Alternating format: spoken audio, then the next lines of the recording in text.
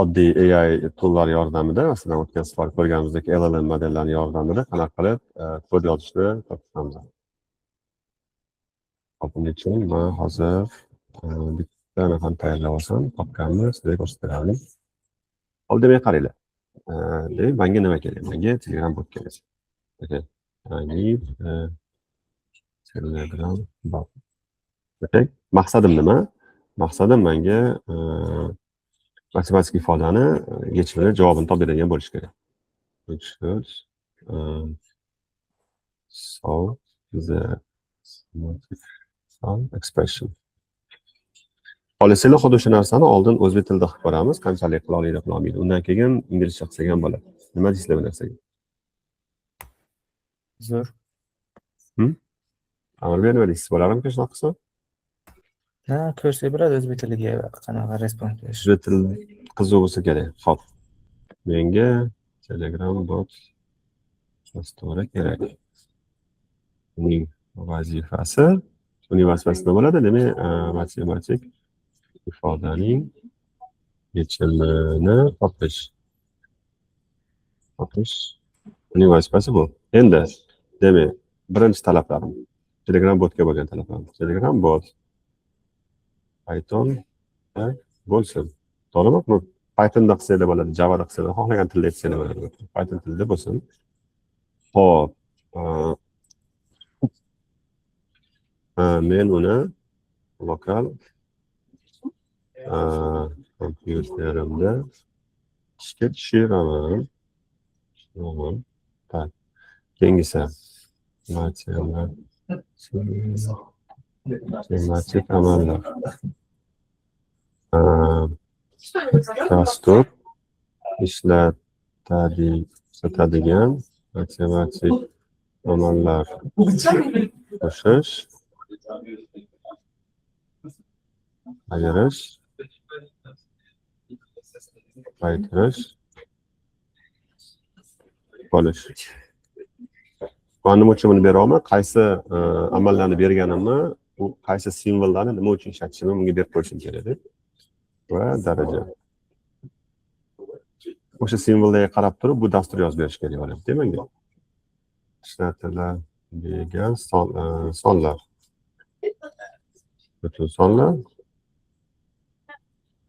va only butun sonlar, masalan deylik 1, 2, 3 va only kasrlar.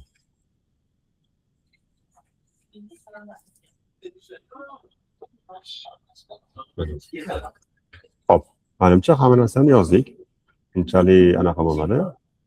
Uzun narsa yozmadik. Menga Telegram bot dasturi kerak. Uni vazifasi matematik ifodani yechimini topish bo'lishi kerak. Demak, Telegram bot Python tilida yozilishi kerak, Python tilida yozilishi kerak. Men uni lokal kompyuterimda ishga tushiraman. Matematik amallarim falonchi, ishlatadigan sonlarim falonchi. Okay?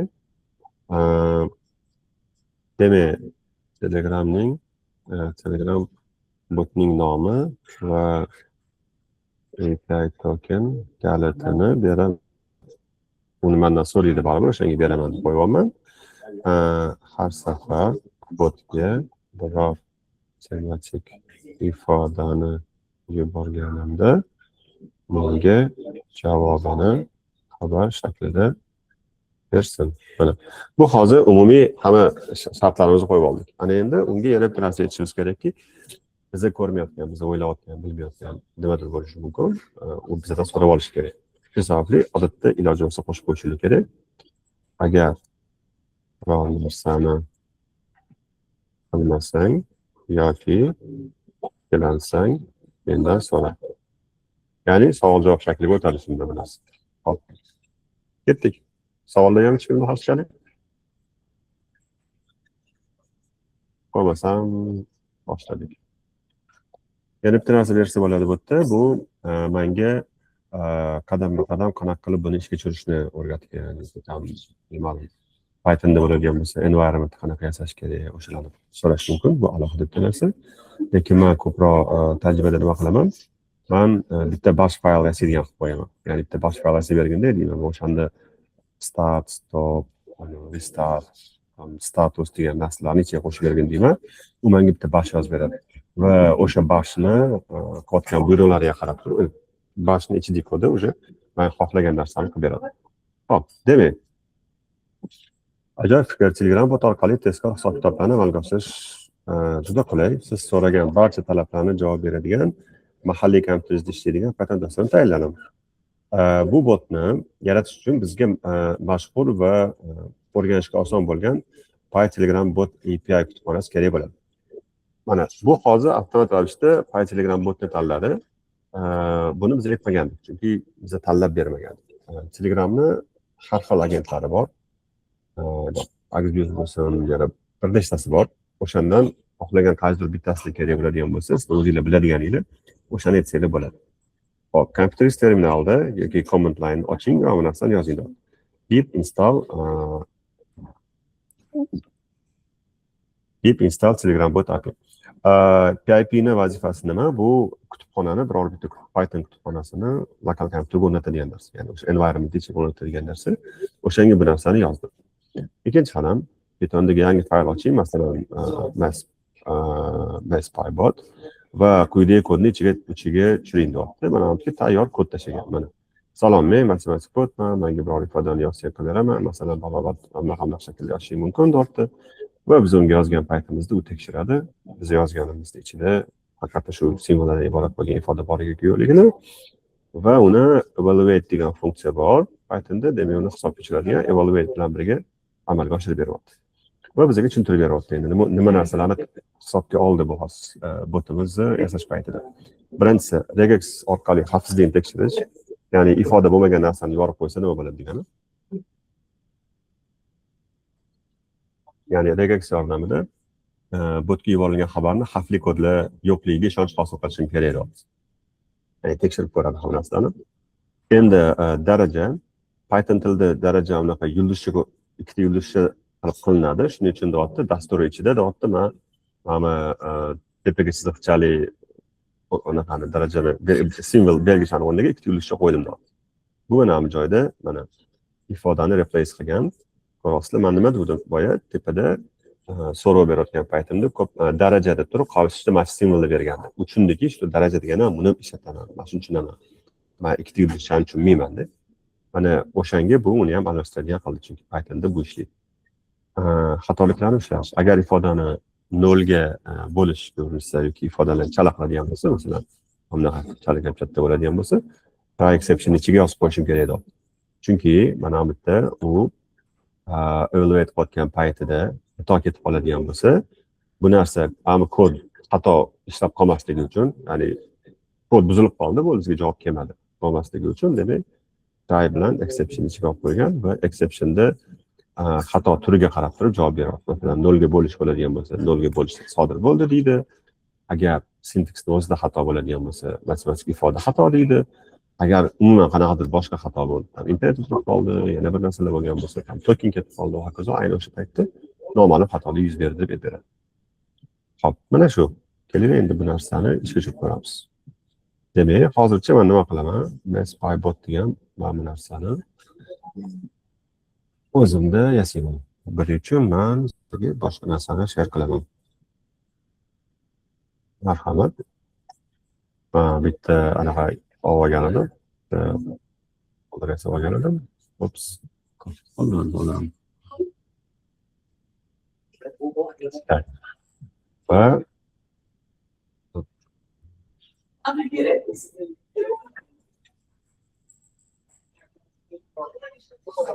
yangi Python fayl nomi mass.pybot.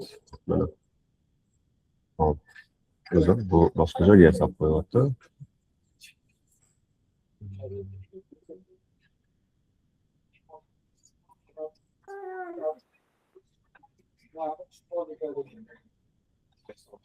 Sizlarga ko'rsatganimga bunaqa bo'lyaptimi yo boshqa narsaga ham?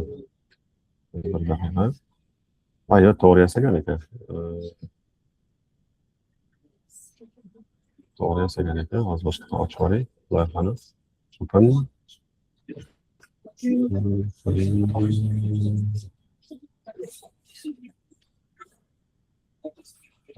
17 loyiha edi menda bu.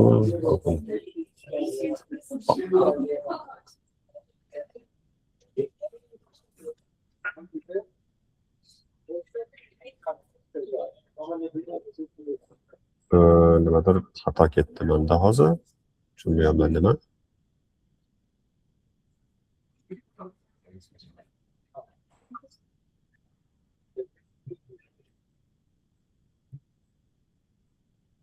Hozir bitta screen sharing to'xtatib yo'qlaying. Xato tashladim menda.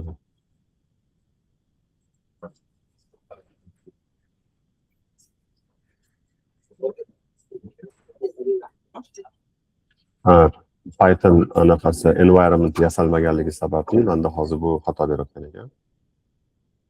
Shu sababli deyapti Python environment yasab olgin degan narsani aytayotgan ekan. Shunga bu hozir yozayotgan ekan. Hop, endi bo'lsam mana bitta tekshiring, shu tutdim yoki yo'qmi bu narsa. Terminalimiz. Mana bu Pythonman. Endi menda hozir bitta masala, menda Python environment yo'qligi uchun hozir men bitta run qila olmayman. O'sha uchun nima qilamiz? Masalan, mana faylni bu yoqqa qo'ysam, create virtual environment degani bor. Mana virtual environment yasadi va nimadir texnik xato bor. Menda bor. Boshqartirib boshladik. Qanchadan beri prezentatsiya paytida bunaqa narsa bo'lmasdi bunda.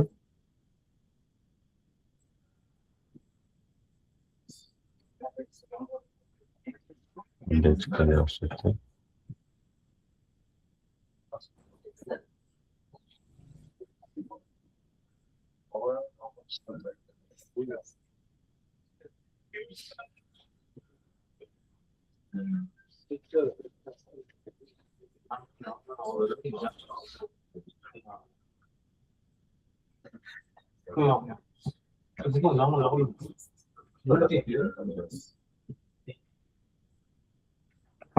To'g'rilab oldim. Hop, mana bu boyagi yasagan faylimiz.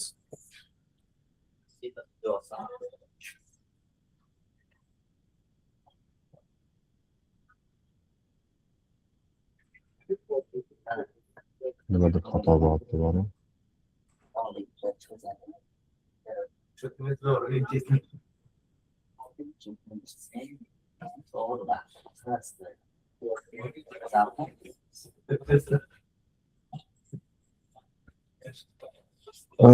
Texnik nimadir bo'lyapti bunda bari.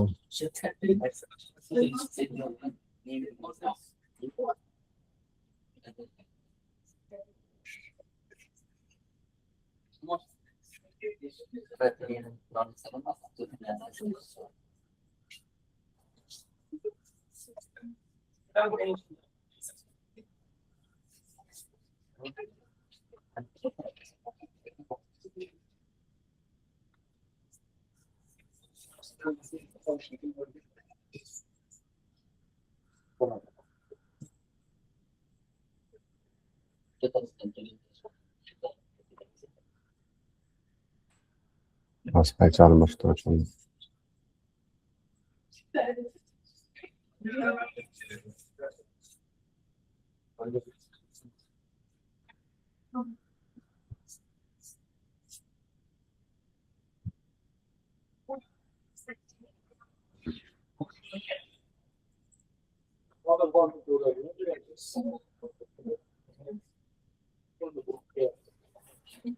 Endi boyagi kodimizni bu yoqqa olib kelib tashlayman.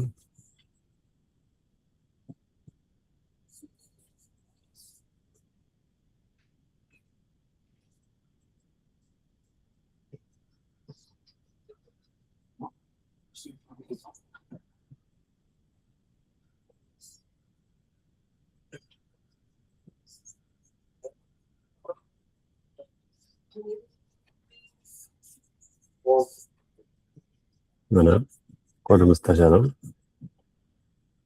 Hop, endi bitta narsa buni hozir mana ishga tushiraman deydigan bo'lsam, mana bitta ishga tushiraman deydigan bo'lsam, bunda xato berishi mumkin. Sababi biza boyagi aytganimizdek, mana telefonni ishga tushirganimiz yo'q. Kerakli kutubxonalarni chaqirib olganimiz yo'q.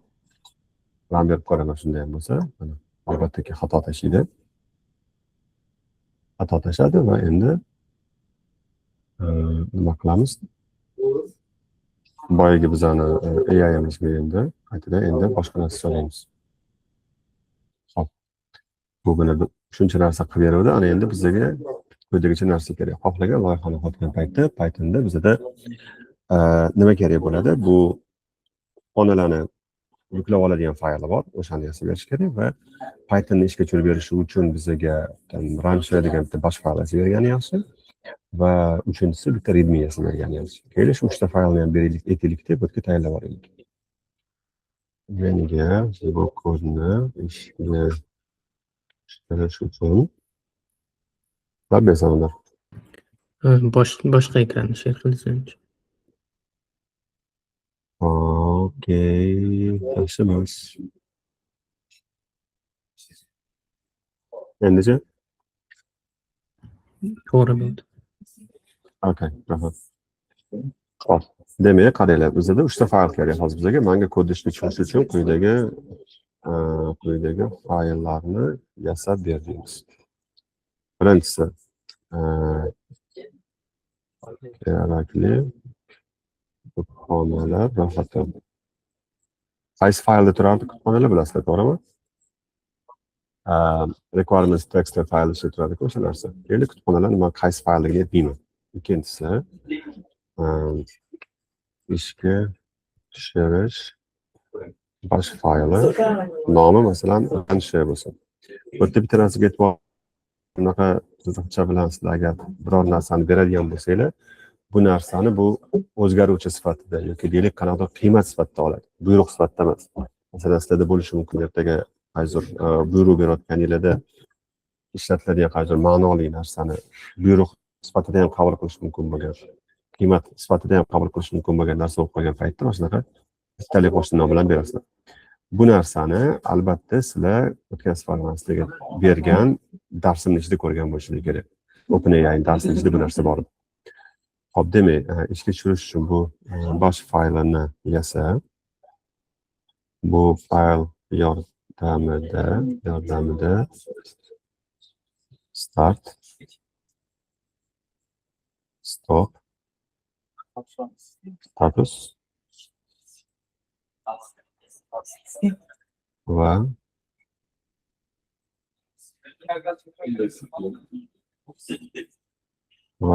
restart buyruqlarini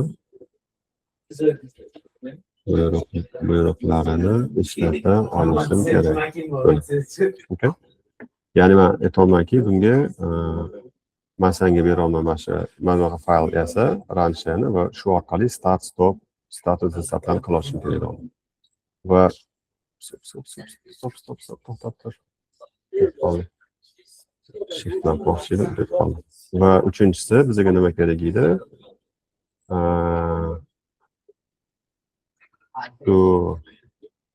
Shu rancher fayl Python environment yasalganini tekshirsin. Mana buni alohida qilaylik. Rancher fayl Python environment borligini tekshirsin. Python yasalganligini tekshirsin. Mavjud bo'lmasa yasasin. Kerakli xonalarni yuklab olsin. Mana hammasini o'qib chiqdim. Va yana bitta bo'ldi. Mashina boshqacha. Ketdik.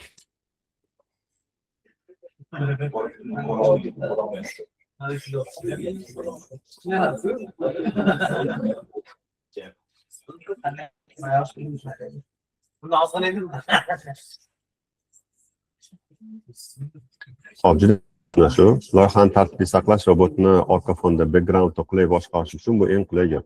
Nima degani backgroundda boshqarish? Mana avtomat ravishda hozir bu narsani ham taklif qilyapti o'zidan o'zi. Ya'ni ko'pchilik bu narsani o'ylamaydi.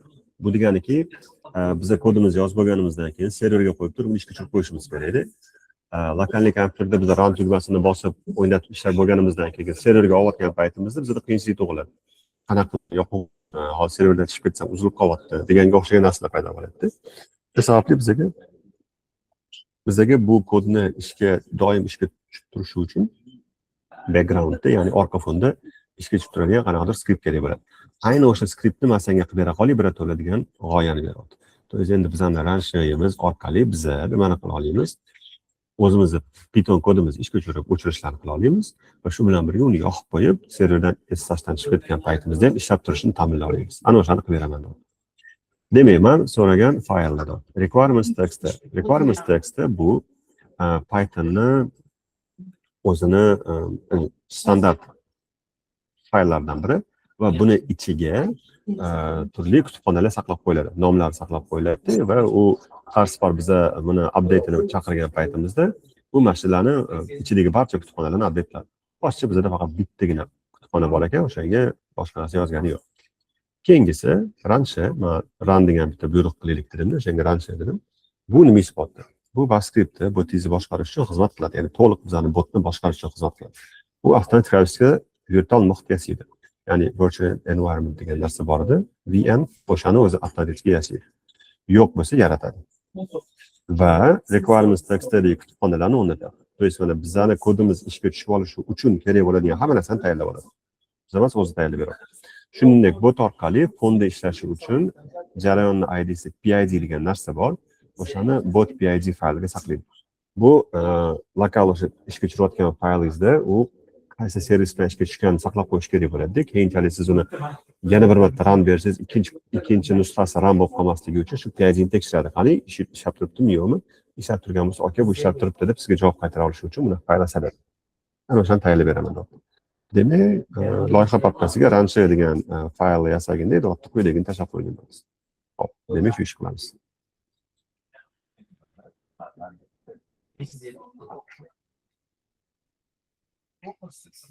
Hop, bu yoqqa kelaman. New file. Bash file deganni bilmayapman, mayli. Rancher. Va uni tashlayman. Mana. Binbash environment nomlari, mana asosiy anaqami nomi, main py ekan, mana main bot py emas, main py ekan. Okey, buni to'g'rilab qo'yishim kerak.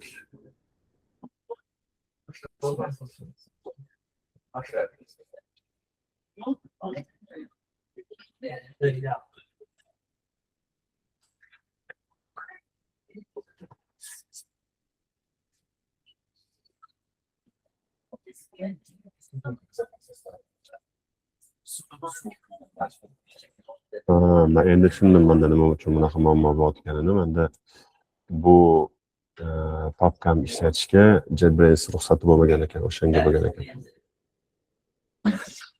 Xo'p, kelib bitta ish qilib bitta yangi loyiha yasavori, aks holda menda hozir bu ancha qiynalganga o'xshaydi.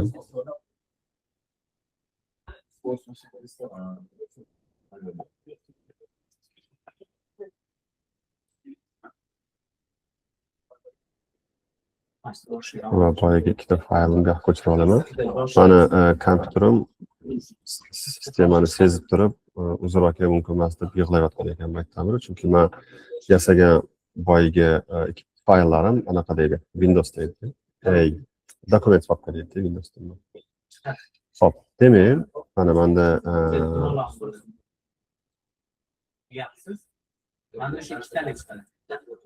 main py faylimiz, pivot fayli ketdi. Mana bu yerda stop, start buyruqlarni hammasini qo'yib chiqdim. Xo'p. Bu bizani ishga tushiradiganimiz. Mana bu yerga men token qo'yishim kerak. Endi men borib token olib kelib olay. Ungacha. Xo'p, savollar bo'lsa aytinglar. Eskisida qolganimiz. Bu bordi. Okay, mana rancherni ichida men hozir nimalarni qo'yib oldim. Mana requirements file, Python, mana main py bot fayllarni qo'yib oldim. Tagida mana ketgan qator kodimiz turibdi. Va ishga tushirish uchun mana start qilishimiz mumkin, buyrug'ini stop buyrug'ini berish mumkin, start va status bersa bo'ladi. Mana bizning kodimiz, boyga Python kodimiz va bu yerdan token qo'yishimiz kerak. Hozircha token olib kelaman. Xo'p, savollar bormi? Hozir qismigacha.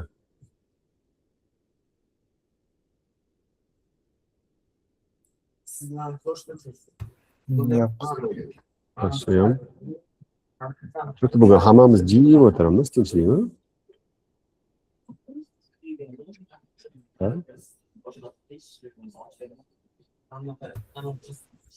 Tinch, tinch. Hamma kayfiyati yo'qga o'xshab o'tiribdi. Shunga hayron bo'laman. Ha, Sherbek, tinchlik. Hop, tokenni bu yoqqa qo'yaman. Sizlarga tokenni ko'rsatib turaman, uyalmayman, anaqa. Nima deydi? Ertaga mabodo buzmoqchi bo'lishsa, videoni ko'radiganlar ana bizdan xursand bo'lishar. Hop, username hozircha Uztek testbot bo'ldi. Hop. Mana men hech nima qilmadim, faqatgina kodni tayyor yozdirdim. Mana bo'ldi. Boshqa hech nima qilganim yo'q. Ana endi buni nima qilish kerak? Tekshirib ko'rish kerak. Nima deydi? To'g'rimi? Hop, ishga tushirishim uchun birinchisi men nima qilaman? Terminalda kelinglar, birinchisi runni ishlatib ko'ring. Runni ishlatib olmaymiz birdaniga, chunki bu executive emas, ishga tusha oladigan emas. O'shanga chimod bilan berishimizga to'g'ri keladi. Mana runni bitta run ishga tushirib ko'raman. Runda deyaptiki, mana start stop bilan ishga tushirishim kerak deyapti. Endi tamam. Okay deyman. Run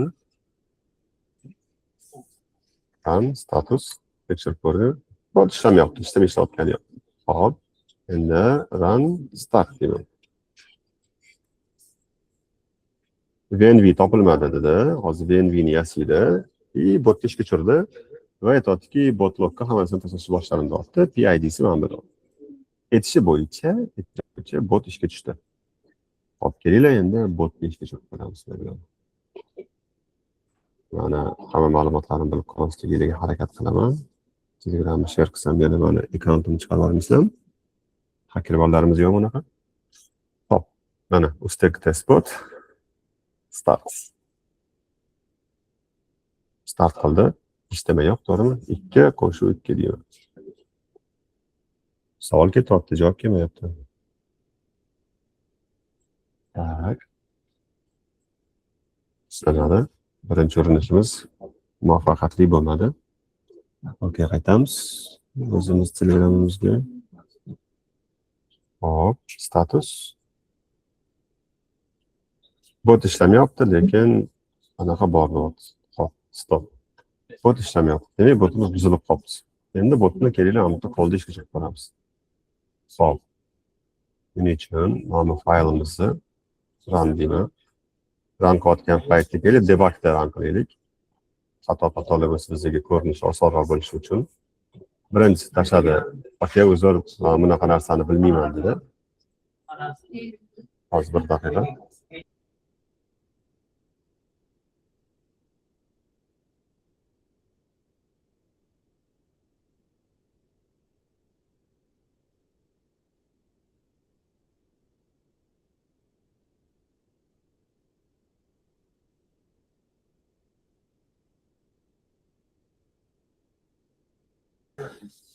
Hop. Endi biz anaqani qo'ymadik, uzr so'rayman. Yana bitta narsani qoldirmagan ekanmiz. O'sha hisobiga ishlamayotgan ekan bu. Mana requirements text faylimizni yasaganimiz yo'q. Mana boshqa fayl yasamaganimiz uchun mana shu bizda hozir ishga tushmadi. Kelinglar requirements textni yasab qo'yaylik va ichiga mana bu kodimizni saqlab qo'yaylik. Ya'ni o'shanda bizda hozir mana bunaqa narsa paydo bo'ladi. Сейчас минуточку.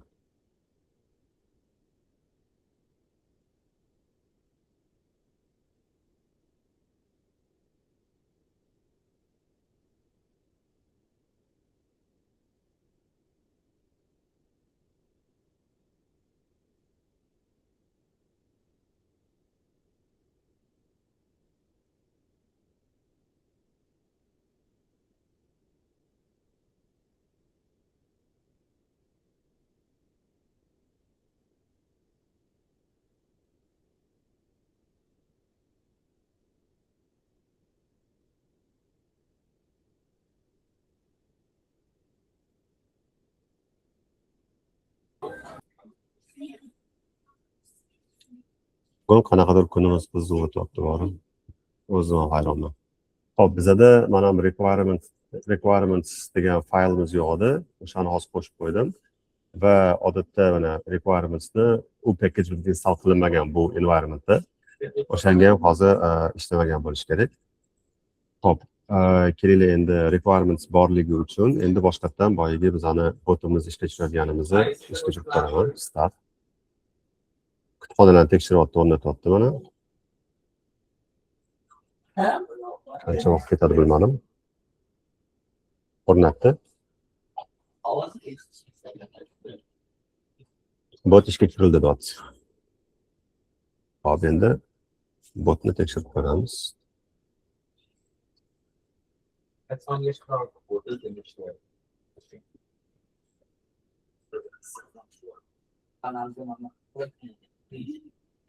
Ishladim.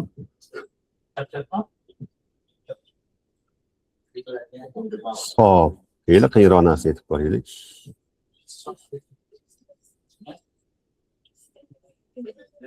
Aldadik. 30 o'rniga bizga 17 deyapti. Demak, bir chekkadan qilyapti. Bu aritmetik amallarni to'g'ri qabul qilmas kerak. Bo'lmaymiz. 3 ko'paytirib 5, shu 2. Ha, to'g'ri edi ekan, 17 ekan, men xato qildim. 2 ko'paytirib deb o'ylagan ekanman. Bunaqasicha. 816. Buni ham to'g'ri hisoblayapti. 2 darajasi 6, 32 mini? 64 edi. Buni ham hisobladi. 1 qo'shib 2 ayro 3 ko'paytirib 4 bo'lib 5.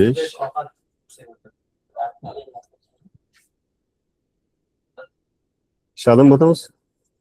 Xo'p. Umuman olganda hozir shu hamma ishimizni qilishimiz uchun bizga hozircha yarim soat vaqt ketdi, lekin agar biz bunaqa shaklda yozishlarni o'rganib olsak, ozgina sal bo'lsa ham mantig'ini bilib oladigan bo'lsak, ko'rganinglardek uncha ko'p vaqt ketmaydi. Tayyor kodda yozib beradi. Xo'p, lekin bu yaxshi usul emas. Bu eng qo'pol, eng yomon usulda qildik hozir bu narsani. Shu sababli bunaqa usulda qilmaylar. Har doim birinchi qiladigan ish uni loyihasini qilishdan boshlaydi. Ya'ni, mana ham gap gapirayotgan paytinglarda mana yengisiga ochaman deb aytaman. Telegram bot tuzish kerak, uni vazifalarini qilish kerak, bla bla bla hamma gaplarni yozayotganimizda ichida aytishim kerakki, menga loyihasini tuzib ber. Kodni keyin yozamiz. Mana loyiha arxitekturasini tuzishda eng samarali usullarni ishlat. Men loyihada qanday qo'shimcha fayllar bo'lishini bilmayman. Shu sababli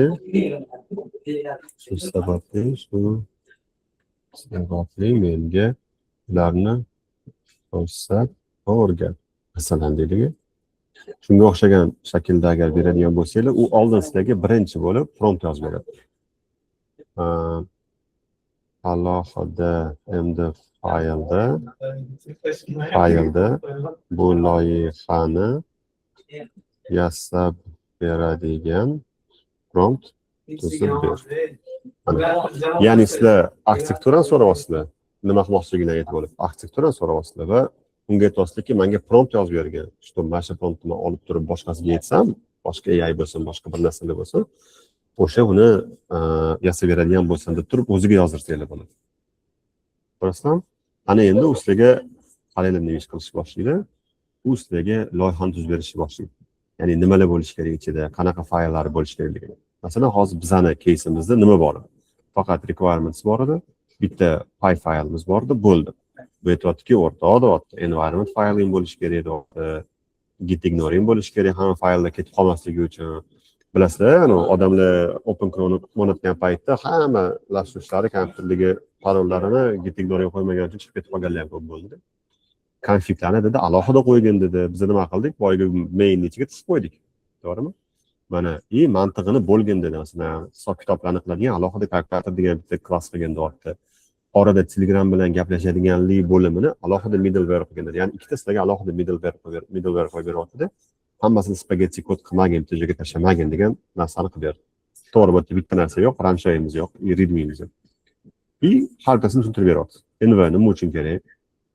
Xavfsizlik uchun kerak, mana bunaqa narsa ichida bo'ladi va hokazo. Requirements nima uchun kerak, qanaqa ishlaydi, mana gitignore konfiglar. Arxitekturani tushuntiryapti. Asynchronic iogram degan kutubxona bor-da. Mana boygidan farq qiladigani bu. Iogram orqali qilsang yaxshiroq bo'ladi. U qanaqa xavfsizroq, hokazo. Safe mass degan evaluate orqali qilasan, deyapti masalan, uni tushuntirib beryapti. Mana aytib bergan. Va mana bizga to'laqonli bitta prompt yozib berdi. Boya biz qo'lda maydalab yozayotgan edik. Bu endi uni boshqacha qilib yozib berdi. Pythonni qaysi versiyasini ishlatamiz, kutubxonani qaysini ishlatamiz, qaysi muhitda ishga tushish kerak va hokazo. Endi men bundan qoniqmadim, tabiiyki. Men davom etaman. Menga bu loyihaga readme va rancha fayllarini qo'sh. readme'ning ichida ishga tushishida dastur haqida ma'lumot, ishga tushirish ketma-ketligi va qo'shimcha ma'lumotlar bo'lsin. Xo'p, ranchi yordamida dasturni ishga tushira olishim kerak. Start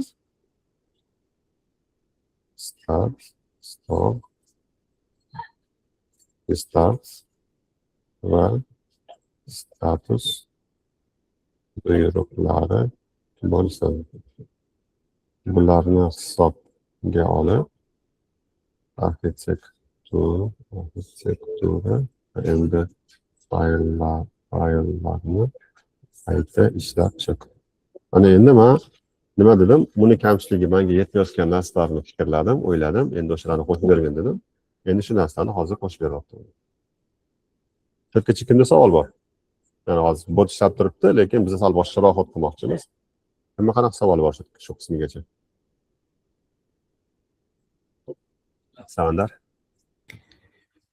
Telegramni Telegramda masalan bot yasab ko'rmagan odamga shu paytgacha ham AI orqali maslahatga quloq solayotgandik, lekin hozir yana to'liq qilganda ham baribir AIning ichida qolyapti. Shuni qanday verify qilish kerak?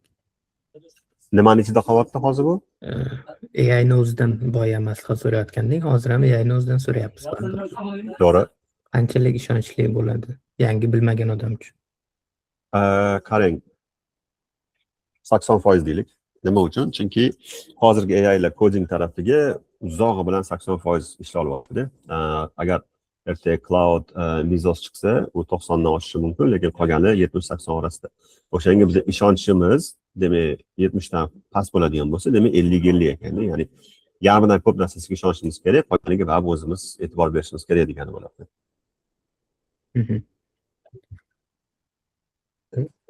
Xo'p, ana buni qarang, tayyorlab berdim. Endi men shunday ko'p qilaman. Boshqa bitta AI ga boraman. Farqi yo'q qaysi AI. Men yana shuni o'zim tanladim. U AI ga mana xuddi shu kodni tashladim. Telegram bot yaratish kerakligi, qaysi kutubxonalar qilish kerakligi, mana qaysi fayllarni ishlatish kerakligi, boyga readme-ni ham qo'shdi mana ichiga, ranchini ham qo'shdi, hamma narsani qilib berdi. Va runni bosdim. Mana haydashyapti bolalar habbimizda. Oxirgi anaqalarim qoldi mana. Daqiqalarim. Shunga savollar bo'lsa aytib qolinglar. Yarim soatdan keyin onlayn bo'lishi mumkin. Eng yaqin orada hozir yo'lda bo'laman.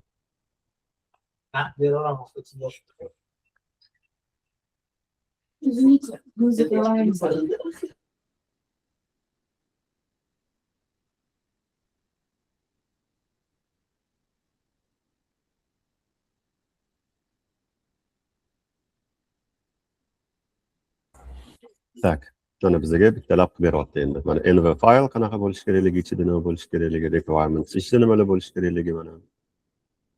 Gitignore ga qaysi fayllarni qo'shib qo'yishim kerakligi mana. Masalan, botp bot qolmasligi kerak. Config qanaqa bo'ladi? Mana config faylni OSdan olib keladi. O'sha narsalar buning ichida bo'ladi. Kalkulatorni amallarniki, mana qo'shish operatori, kirish operatori hammasi. Va mana ishga tushirish amallari qanaqa bo'lishi. Handler bu botni qabul qilib Telegram bilan gaplashadigan qismi bu. Mana ishga tushadigan qismi. Bunisi bo'lsa, buni qanaqa qilib ishga tushirish haqida qisqagina yo'riqnoma bergan. Mana qilishadisan, buni qilishadisan. Faqat ishlatishdan oldin mana bu narsani yozib qo'ygan deyapti. Xo'p, boshqarishga nimalar qilish mumkinligini tushuntirib beribmiz. Mana butun kodni yozib berdi hozir bizga. Buni hozir ishga tushirmayman, sababini aytaman. Sababi o'zim ham bugun yana bitta narsani ko'rsatib bermoqchi edim. Bu ID'ni o'zida mana hamma qilgan qiyinchilik ishlarimizni aslida mana bu yerda mana Gemini'ni o'zi mana bu yerda bor. Yoki deylik Windsurf'ni o'zi bor bu yoqda. Yoki deylik anaqani nima deydi? JetBrace'ni o'zini tayyor anaqasi bor. AI bor. Ana o'sha narsani shu o'zida ham qilsak bo'lardi. Masalan, mana hozir mana bu narsani men buni AI ga tashlasam, avtomatik o'zing qilib bergin deb, hamma amallarni bu o'zi yasab bera oladi aslida. Stop qilib qo'yaylik. Bizga bergan narsada o'zi mana fayllarni hammasini yasab beraymi deb tayyor qilib beradi. Oxirida roziman, davay qilgin desangiz, mana bu hamma aytilgan, yozilgan narsalarni o'z kod yozasiz. Bittada qabul qilasiz, ishlaydi. Ya'ni hozir qilinganki, bu yog'iga o'sha kodingizni avtomatik ID'ni o'ziga tashlaydigan qilib qo'yilgan. Mana. Masalan, tayyor qilib tashlab bera olaman deb qo'yapmiz. Mana bu prostagina bitta tepada apply bosasiz. Mana qarang, hamma shu applylarni olib bu yoqqa bajarib chiqadi, tashlab beradi. Mana shu qaysi bitta faylga kelganda xato tashadi. Ruxsat bermagan shekilli o'shanga boshdan bitta chekkani bosib ko'ramiz. Mana apply yasadi, mana bu tanaqasini hammasini qo'yib chiqdi. Qo'ydi, buni ham qo'ydi. Apply. Git ignore. Buncha hammasini qo'ying. Keyingi safar mana shu narsani tushuntirib beraman. Bu yerda har xil toollar bor. Mana hozir bu JetBrace bo'lsa, Windsurf'ga bor, Gemini'niki bor, Copilot'ga bor, Continue'niki bor, har xil modellar bor. Cloud'niki bor masalan, mana Cloud modeli ham bor bu yerda ishlaydigan. Ya'ni hammasini bitta ID'da hammasini ishlata olamiz. O'sha narsani keyin ko'rib chiqamiz. Hozir просто уже 1 soat vaqtimiz bo'lib qolibdi-da. O'shanga. Hop, nima deysizlar? Qanaqa narsa kutuvdinglar, qanaqa narsa bo'ldi? Sizlarga savol.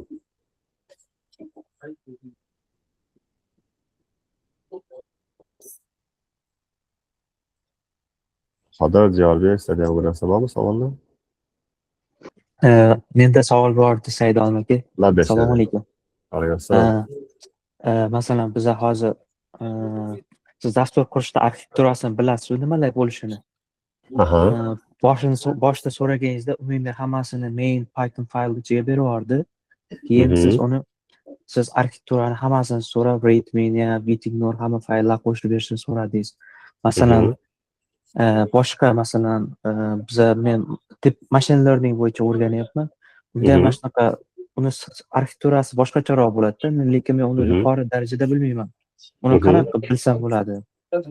O'zidan so'rang, menga best practice'larni aytman, nimani esdan chiqarib qo'yapman deng, sizga berishyapti. Demak, buni hamma sohaga shunaqa qo'llasa bo'ladi, o'zidan so'rab. Qo'llasangiz bo'ladi. Sababi bularga hozir kod bazasini to'g'ri strukturasi o'rgatilib bo'lganda, o'rgatilib bo'lgan o'sha to'g'ri struktura bo'yicha sizga o'rgatadi bas. To'g'ri, umuman olganda katta arxitekturani siz o'zingiz boshqarishingiz kerak, lekin AI mana shu narsalarni bilganligi uchun undan so'rab olsangiz bo'ladi. Masalan, requirements text so'zini men bilmasdim-ku, u aytib berdi-ku menga. Xonalarni saqlab bergan bitta joyga urdim, oldida requirements textga saqlab berdi. U uni standarti. Masalan, deylik, start stop qiladiganligini mayli uni men aytdim. gitignor u etdi menga arxitekturani Aha. etkin deganimda. Envni u etdi, config fayllarni u etdi menga. Ya'ni so'rasangiz u etib bera oladi. Masalan, oladigan bo'lsangiz, ana arxitekturani qilayotganda o'sha boyagi qaytaylik orqaga. Mana men fayllarni u o'zi etib berdi. Bularni men aytmadim boshda. Siz masalan aytishingiz mumkin, mana eskirog'iga qaytaylik. Mana bitta fayl deb. Mana shuni mana qarang, aytishingiz mumkin-da. Bu yerda faqat ikkita fayl kerak ekan.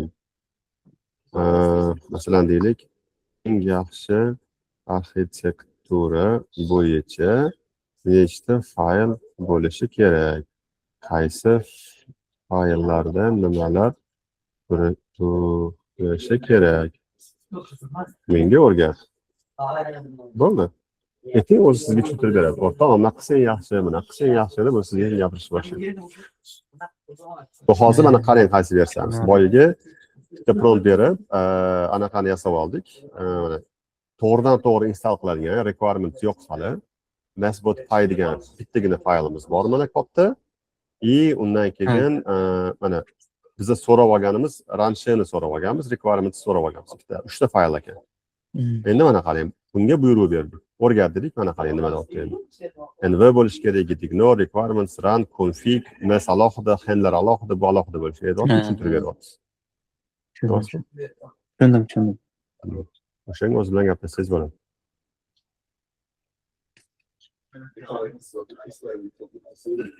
Hammaga rahmat. Bo'lmasam, nasib qilsa juma kuni bo'lmasa ko'rishamiz. Juma kuni tadbirimiz bor. Javohir juda ham zo'r mavzuni tushuntirib beradilar. Va keyingisi menimcha dushanba kuni ko'rishamiz.